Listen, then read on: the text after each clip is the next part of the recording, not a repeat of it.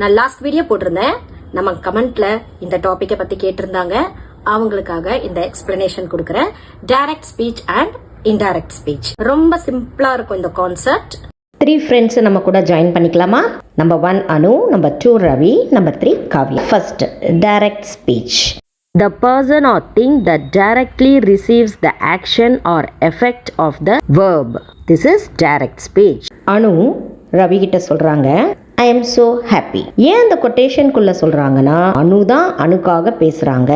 So அது கொட்டேஷனுக்குள்ள இருக்கு.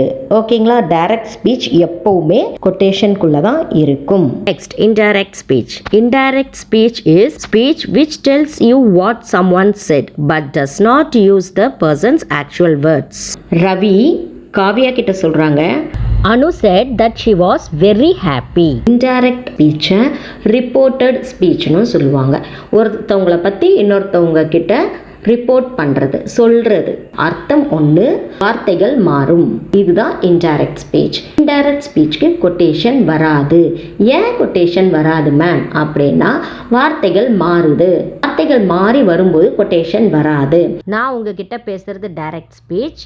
நான் உங்ககிட்ட பேசினதை வேற ஒருத்தர்கிட்ட போய் சொன்னீங்கன்னா அது indirect speech. Easy to remember. Direct ஸ்பீச்னா எக்ஸாக்ட் வேர்ட்ஸ் பிளஸ் கொட்டேஷன் போடணும். இன்டைரக்ட் ஸ்பீச்னா reported words plus no quotation marks. ஓகேங்களா?